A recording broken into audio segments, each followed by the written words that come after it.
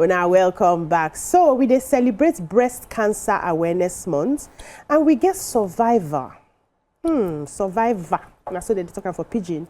Where follow us come sit down today. She go talk about wetin she go through and the strength where she take carry go through am. So joining us for this show today na Temitope Okembe.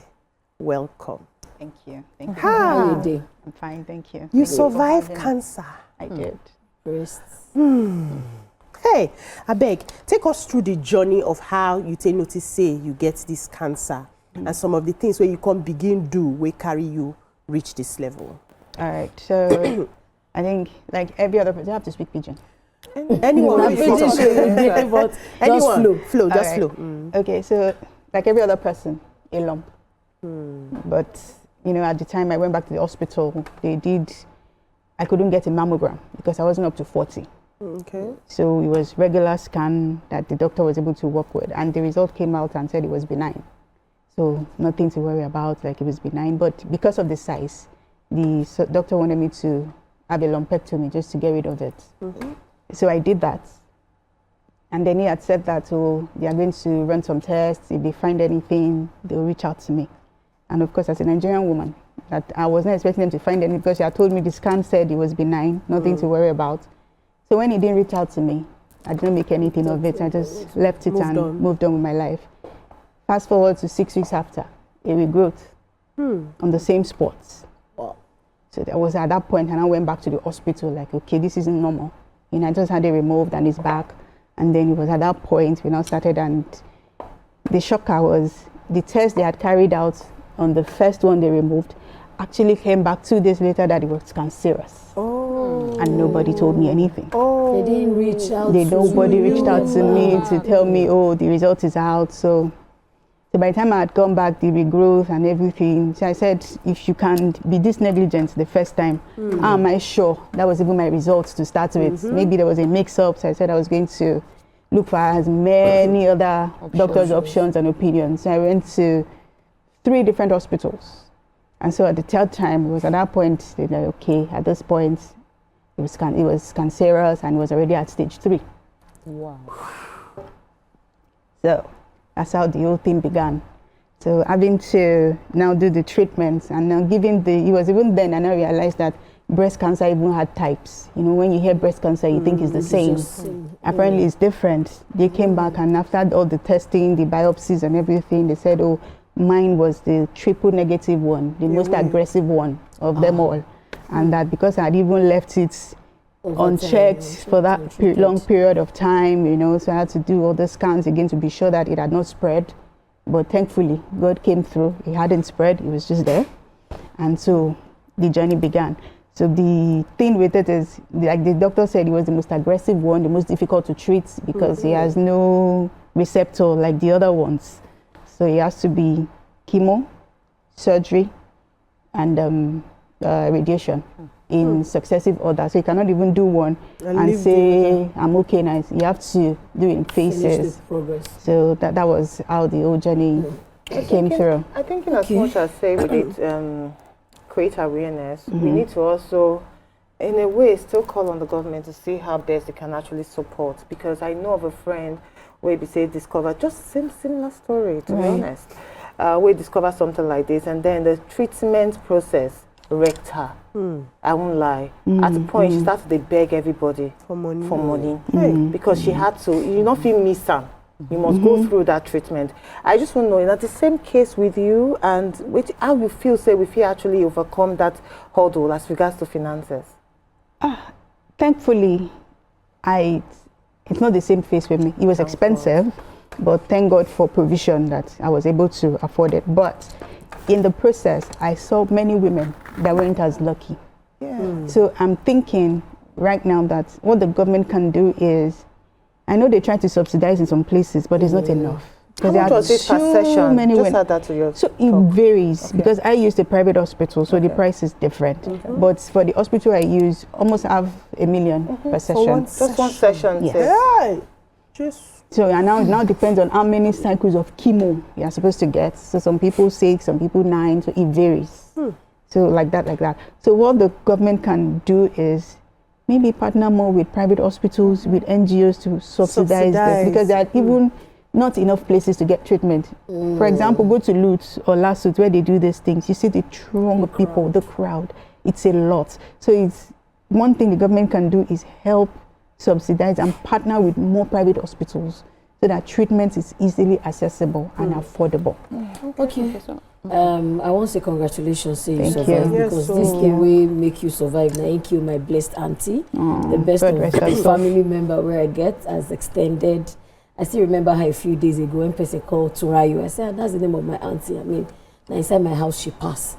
So I know the face where we see and the changes and all of that. But how you go take advantage? Because my auntie know today literate. So even when we dey drag her, say this thing no be kokoro. No be say something just bite you. You understand? She go say, she don't go usage. She go collect paracetamol. My mama go say, nah, lie. This thing no be paracetamol something. So with this advocacy, how one, you dey embark on advocacy now, and two, how you dey reach people wey no today literate, wey no get access to maybe phone to even read, wey no even feel read the simplest of all maybe write up, where then go put maybe with the system for Facebook, Instagram. So how you dey feel say you feel reach them to begin to see the signs and notice the signs? In that area, I would say that more of awareness needs to be done. And then when we're saying awareness, it's not just because October is Breast Cancer Awareness Month. It shouldn't stop in October. Awareness should be all year round and simplified to the barest minimum so that everybody can, when they hear it, they understand it. Like someone was saying, I was listening to an interview somewhere, was like, when HIV came out, there was like a jingle on it on almost every radio station. You hear it. So that way you're familiar with it, so that once you cite it, you know it. We don't have the same for cancer. Condom advert that time. Exactly. These are deafos. So now we don't even have anything like that for cancer. So something as minute as that will go a long way. And then again, for people that God has blessed and privileged to survive like myself, can speak out more. Because I remember when I was going through it, I don't think I've seen anybody that had breast cancer. I don't think until it happened to me. And then I remember that day I was consulting with my oncologist, and the man said, it's just that you women are too secretive. Nobody wants to say something to the other person. You like gatekeeping things. A lot of women have gone through this thing. I can give you names and refer you to people that I know that they've gone through this thing, they've had this thing. If only they speak up, other people will know that, okay, it's actually fightable and it's curable and I can survive it.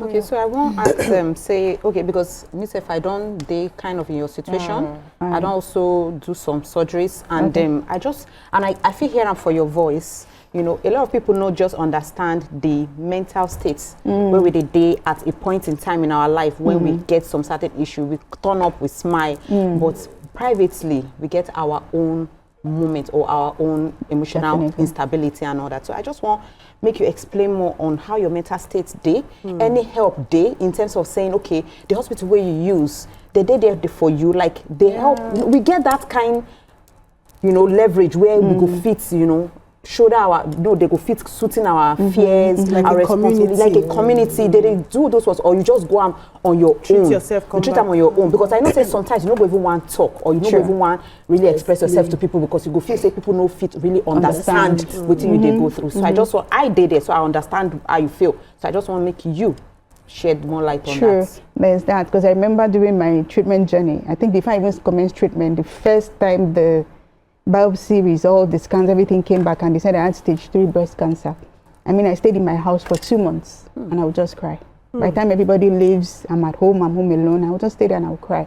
And then after that, my mental state was a bit messed up. Yes. But thank God for God. Yes. Okay. God came through, I prayed, and because I didn't know what else to do. And then in that instance, God raised me a community of women that I was able to be vulnerable with. Like I had to just call them that this is what I'm good. And it was more like they noticed my withdrawal. And then they just kept pushing, like, why are you suddenly quiet? What's wrong with you? What's wrong with you? What's wrong with you?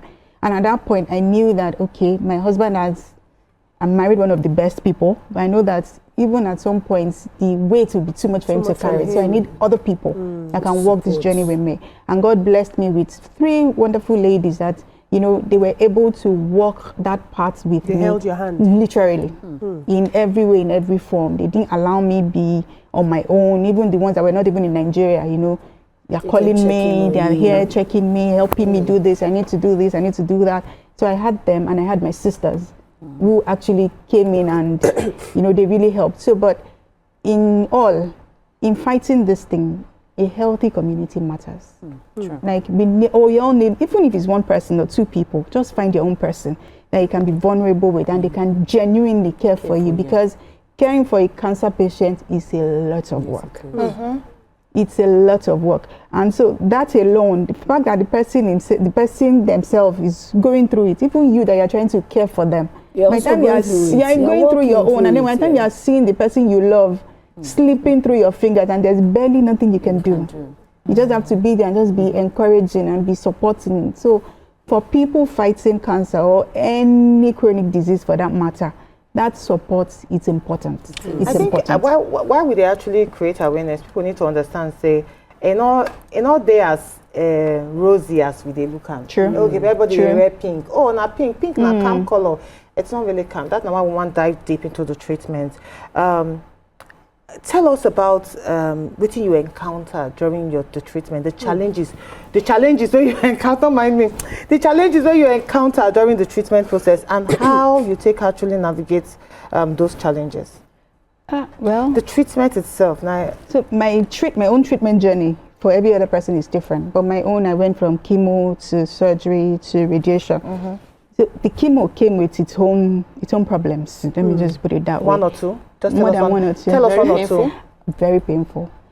Funny, when they're administering it, it's just as if you're getting an IV drip. You don't feel nothing. Okay. Until the next day. At least nobody warned me. I mean, I remember the first time I went in for my first treatments, my husband was there, everybody was nervous, like, what's chemo? We're all nervous. And then the nurse came in with the bag and everything. I'm like, this is it. Because my mom was a doctor, so I'm very used to hospital settings. I'm like, oh, it's just drip. He say yes. Okay, fine. So she put it, and 3 bags, 6 hours after, I was done. And then I got up and we're going home. When I got home, my sisters, everybody was waiting. How was it? I'm like, it was nothing. They just gave me drip and that was it. Did they wait for you? I'm telling you. And then I slept at midnight. You know when they're losing all the bolts in your body? Oh my God. And you're just disabled. Oh no. So I was just on my bed. I wanted to pee and I couldn't move. Feeling paralyzed. Like you're just there, you're in your body, but you're not there. No mobility. I couldn't move. I could barely even speak. I was just groaning, and my husband was like, your temperature can boil yam. That's how hot You were. like it can boil yam, and that was it.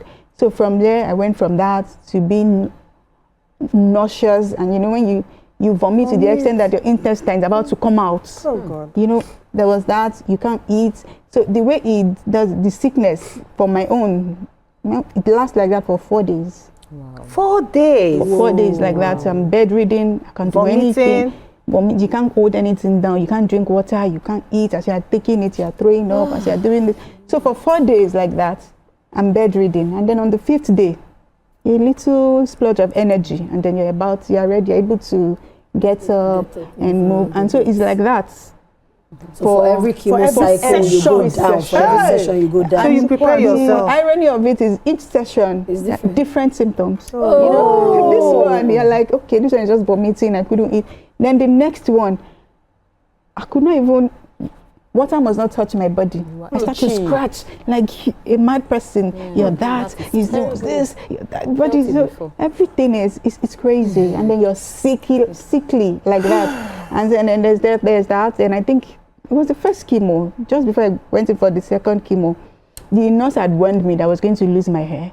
So when the thing didn't happen the first week, the second one, I was like, okay, nothing. And then the third week, I was standing in front of my mirror. I had natural hair. It was in cornrows at the time. So I just saw the thing lifting from the roots. So I'm like, no. Denial, face. The thing was lifting from the root, and then in a week I was already bald on this side, bald on this side, and it was lifting. My lashes, everything had fallen off, and it was painful. You don't do. So that's now why early examination they very important. Let's not get to this stage. Just the check, especially as we women, they get pattern on how to check. Even if we do early determination, that is a general effect of chemo. No, yes, we know Okay. that. general. Yeah. So it's just So how long will your surgery last for? the surgery. I had mine. It will be a year, sometimes next week, I think. But the surgery didn't take long, you know. When they are cutting off a part of your body, it's not. The doctors are quick to do that. It's sharp, sharp. In like 3 hours, they were done. So for 1 year now, you don't day free? Yeah, Almost. she's a No, I supporter. finished my radiation in February of this year. So I've been. You can't get any Thank God. allergies where you live for you, things where you know so where you dey do before, where you know if you do again, food where you dey chop before, where you know if you chop again as a result. Any lifestyle No, change no, where so you get that's to do? That's it. I think that's the only good thing triple negative breast cancer has. It doesn't. You still get good thing. That's the only thing. That's why people are telling you it's bad. As everything You just There are find some people something that, you know, after all their treatment, you still have to be on some medication, you can do this, but after my radiation, the doctor declared me like, oh, you're good. And that's it. Congratulations. So follow up. Yeah. So then thank subsequently you have to Yes. check, going for a checkup 3 months, 6 months, then a year. So I'll be going in for my yearly. Congratulations. You know, many people don't go through this thing, they don't survive. You get one Sure. of my stepmothers too, we go through, you know, breast cancer, and she knows survive. They don't first remove one, later, after all the wahala, she just, Eventually passed. you know, give up. And we need to really talk about this thing. Early prevention, they're very important. Early detection also, they're very important. All these tests where they show us how to do, lift your hand, touch and here, touch and here. If it is possible, just they massage your body every Yeah, 2 she be that they days. talk to people now, oga sef dey help. Yes, make oga dey help massage. Make una no dey carry You no go am get run. exactly. You no go get Bobby, get man for house. You no go help you. Make he help you. You help yourself. The man help you. You understand? Thank you so much. Say you Thank come you. follow us share Thank you. today, and Thank you. wish you all the best Thank you. and all the Yeah. advocacy where you go do for other places. We need to talk about this. We need what you talk where even touch me past. Say we need community. Right. Every woman need people where go support her because anything can happen. Right. We don't they talk to Temitope who came there. Thank you. Thank you. My ladies, we go rest here small so that when we come back, we go give them the story where we carry come for them today. I sure say everybody they wait. Will they come? No go anywhere. Stay tuned. Your View will be right back.